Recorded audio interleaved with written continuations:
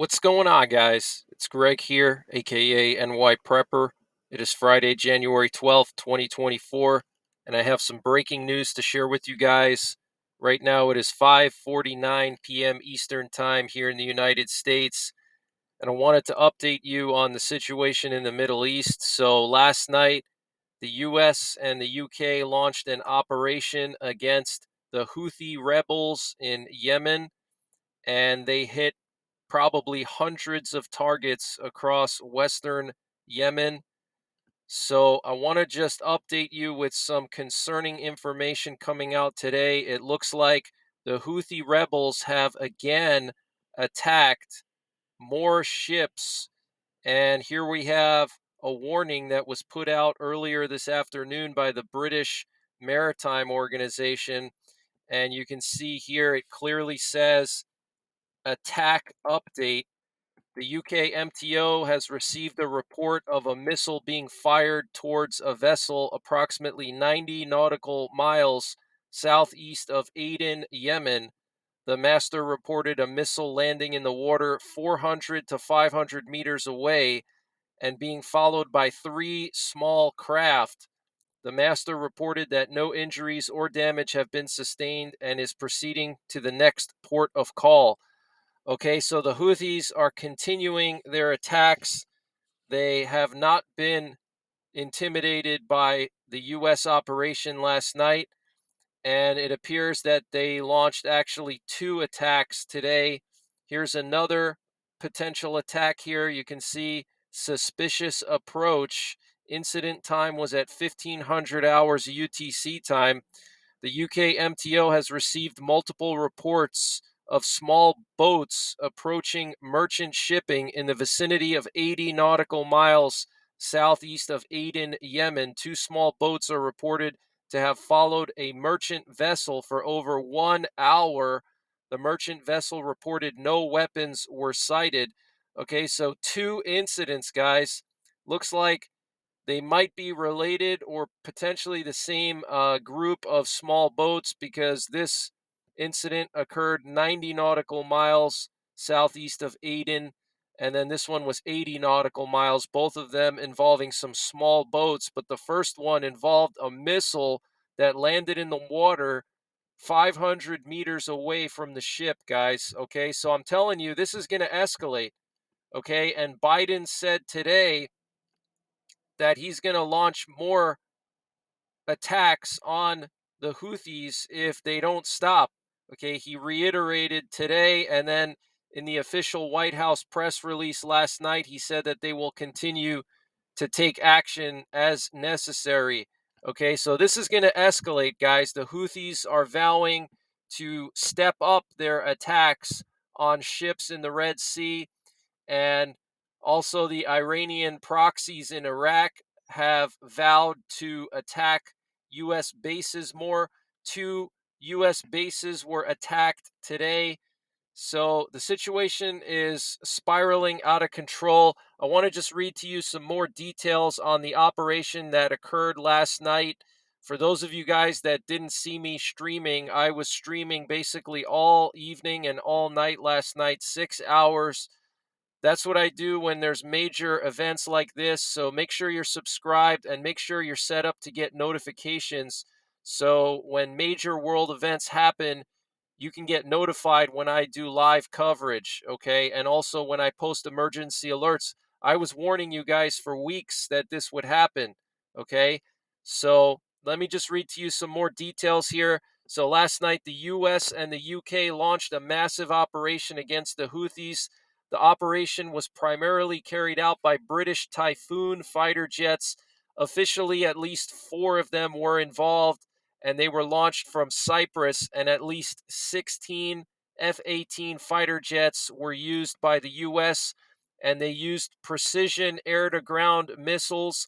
The U.S. fighter jets, the F 18s, were launched from the Dwight Eisenhower aircraft carrier.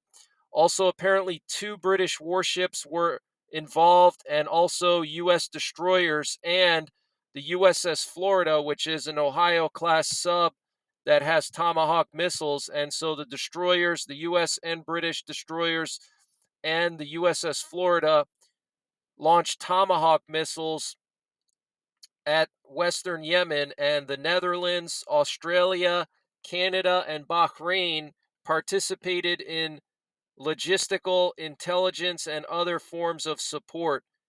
And they targeted Houthi radar, air defense sites, as well as drone, cruise missile, and ballistic missile storage and launch sites. We know that at least three major international airports were hit in Western Yemen, in Taiz, Sana'a, the capital, and Hodeidah, the main port city in Yemen. So this was a serious strike, guys. The Pentagon is now saying that 28 locations were hit last night, each with multiple targets, and more than 60 targets officially were hit. 150 munitions were used in two waves. The first wave struck 16 locations, and the second wave struck 12 locations. So, huge operation there. And I want to read to you what Biden said earlier today. He said, "We will make sure that we will respond to the Houthis if they continue with this outrageous behavior along with our allies." Okay, so Biden making it clear that they will continue to respond as necessary. Okay, we will make sure that we will respond to the Houthis if they continue with this outrageous behavior. And the Al Assad air base in western Iraq was targeted today by Iranian proxies with a drone. This is an American base. There was also a base in eastern Syria in the Deir Azor region in the Conoco gas field that was targeted. And what you're looking at here is an official statement put out by the Islamic resistance in Iraq, and they claimed responsibility for launching some kind of a rocket attack at this U.S. base in eastern Syria. So obviously, the Iranian proxies, the Houthis, they don't care that Biden launched this operation last night. They're continuing on, and they said that they're going to continue on. Here's the official statement that was put out by Lloyd Austin late last night. And here's the official statement that was put out by the White House late last night. And American officials have told the Wall Street Journal, "We expect that strikes from Yemen on ships in the Red Sea will continue shortly after the American operation," indicating that they will not be deterred. Okay, so American officials told the Wall Street Journal last night that they expect these attacks on ships in the Red Sea to continue and that the Houthis are not going to be deterred. So the U.S. military knows this, guys. They're not stupid, they have intelligence. And a significant security incident has occurred in the town of Adora in the West Bank in Israel. Apparently, three Palestinian gunmen opened fire on a group of civilians before being killed by Israeli security forces. So, wow, guys, things are really escalating, and I'm very concerned that we could see attacks here in the United States, okay, kind of like 9/11. And a U.S. official said that the Houthis launched an anti ship ballistic missile today, but apparently they did not hit any ship.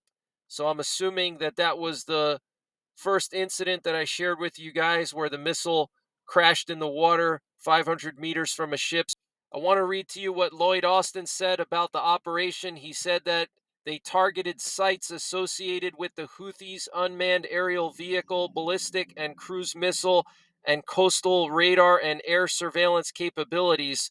The United States maintains its right to self defense, and if necessary, we will take follow on action to protect U.S. forces. We will not hesitate to defend our forces, the global economy, and the free flow of legitimate commerce in one of the world's vital waterways. So he confirmed that they hit UAV sites, ballistic and cruise missile sites, coastal radar sites, and air surveillance sites. So it was a comprehensive operation, guys. They were probably planning this for a while. And Biden said, "I will not hesitate to direct further measures to protect our people and the free flow of international commerce as necessary." This is what he said in his official statement last night. That's in addition to what he said today. And the British defense minister said that the threat to navigation made participation in the attack on Houthi positions obligatory. And a representative of the U.S. Army claims that they successfully achieved all their objectives during the attack on Houthi positions. And a U.S. envoy to the United Nations said that threats against freedom of navigation in the Red Sea require a global response. Okay, so the U.S. is calling for a global response, and they're blaming Iran for all these attacks on the ships in the Red Sea because Iran is the one that's giving the Houthis the drones and the missiles. Okay, the Houthis don't have the capability to make sophisticated anti-ship ballistic missiles, okay, and cruise missiles. They don't have that capability. They're like the Taliban essentially, okay? The Taliban never had that kind of capability, and neither do the Houthis. So somebody's giving them those weapons, and it's obviously Iran. So the U.S. is trying to make the case that Iran is basically responsible for these attacks, and that's why they're calling for a global response. And I think all roads lead to Iran. I think the U.S. is building up the case that they're going to have to launch an operation against Iran to demilitarize Iran and denuclearize them, because Iran is the keystone for all these anti-Israeli and anti-American proxies in the Middle East. Okay, Hezbollah is supplied by Iran, and the IRGC has been helping Hezbollah. Hamas, all the proxies in Iraq and Syria have been supported by Iran, and they've been attacking our bases. The Houthis have been supported by Iran. Okay, so all roads lead to Iran, and I think eventually we're going to see an operation against Iran. That's where this is going, guys. Okay, that's why the U.S. is calling for a global response, because they want the whole world involved to make it seem like this is a global issue and not just a U.S. Israel issue. But I think we're going to see a massive operation against Iran potentially this year before Biden leaves office. If he doesn't get reelected, he might get reelected, but I think we're going to see it this year because Iran is very close to building nuclear weapons. They might already have one. And the U.S. has repeatedly said that they will not allow Iran to get nuclear weapons. They will do anything necessary to stop them from getting nuclear weapons, okay? Lloyd Austin said it, Biden said it, Congress said it, okay? So our entire government is united on that. So get prepared, guys. And this update was sponsored by My Patriot Supply. Guys, My Patriot Supply is doing a 25% off sale on their 4-week emergency food supply. And to get the deal, you have to go to preparewith.nyprepper.com. And again, that's 25% off of their 4-week emergency food supply. That's a $60 discount. And the food supply includes over 2,000 calories per day, up to a 25-year shelf life. It's packed into 2 rugged buckets and weighs 38 pounds total. Free shipping is included. And what's great about this is you have 4 weeks of food in just 2 buckets. You can easily put that anywhere. And if you have to bug out, you can easily throw that in your vehicle. Now, My Patriot Supply also has a general store where they sell pretty much any prepping and survival related product you could imagine. To get to their general store, you have to go to the My Patriot Supply logo at the top of the preparewithnyprepper.com webpage. You click on that logo and it takes you to their general store, and you can see they have pretty much anything you could imagine. They have potassium iodide at a great price. I have a few of these.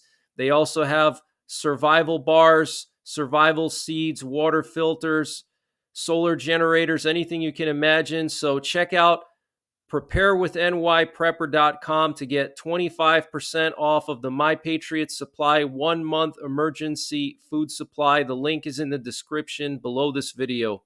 And the Pentagon press secretary blamed Iran for the attacks on the Red Sea. He said the Houthis are funded, trained, equipped by Iran to a large degree. So we know that Iran has a role to play in terms of helping to cease this reckless, dangerous, and illegal activity. We would call on Iran to do that. And the U.S. Fifth Fleet said Iran's actions contradict international law and threaten maritime security and stability. Iran is currently holding 5 ships and more than 90 hostages. Wow, guys. Okay, the U.S. Fifth Fleet is saying that Iran is violating international law and threatening maritime security, and that Iran is currently holding 5 ships and 90 hostages. Wow, 5 ships, guys. Okay. An Israeli official said that Israel was notified in advance of the operation in Yemen and that they put their military on high alert. And there were some emergency sirens from the U.S. Embassy in Baghdad last night, but no reports of any attack on the embassy have been confirmed. And Houthi targets were assessed to be sites with no civilian presence, per a U.S. official. And Russia is calling for an emergency session of the UN Security Council. Russia believes that the US and the UK operation in Yemen is a violation of the UN Charter. Wow, guys.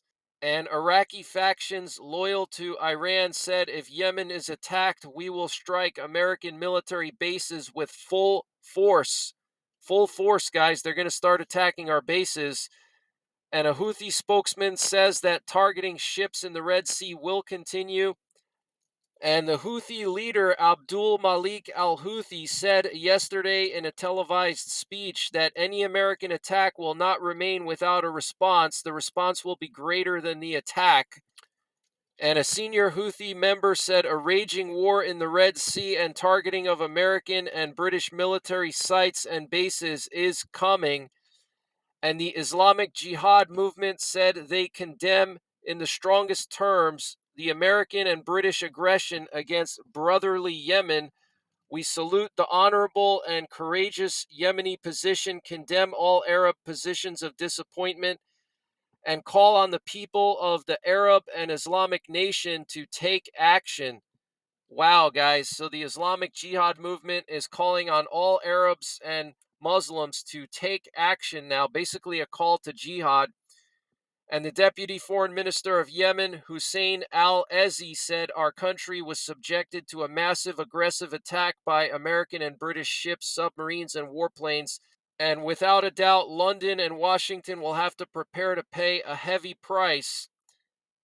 And the Iranian Foreign Ministry said we strongly condemn the U.S. and British military operation on Yemen as a violation of international law.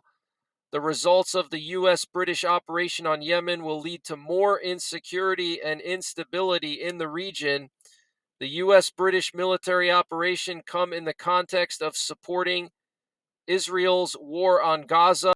Washington bears responsibility for the repercussions of targeting Yemen militarily and its resulting consequences. The international community should act responsibly to prevent the expansion of the war in the region. And Iran's foreign ministry spokesman Nasser Kanani stated that the U.S. and U.K. operation on the Yemen Houthis are a clear violation of international law and Yemen's sovereignty. And Hezbollah said that U.S. UK operation on Yemen shows London, Washington complicit in Israeli genocide in Gaza. And a Houthi spokesman said there was no justification for the U.S. British operation and that they have options to respond. Okay. So that's some of the latest breaking news, guys. I will be back later on tonight with more. So make sure you're subscribed. Hit that notification bell down below so you get notified when I post these updates.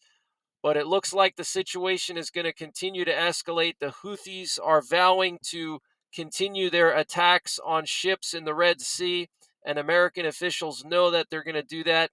The Iranian proxies in Iraq are saying they're going to step up their attacks on U.S. bases. They hit 2 bases today.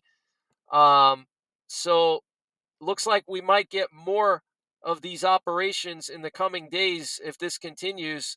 And Biden said today that they will continue to launch more operations as needed. Okay. So I'll be back later on tonight with more information for you. And until then, take care, God bless, and don't forget the 3 Ps: prepare, practice, and persevere.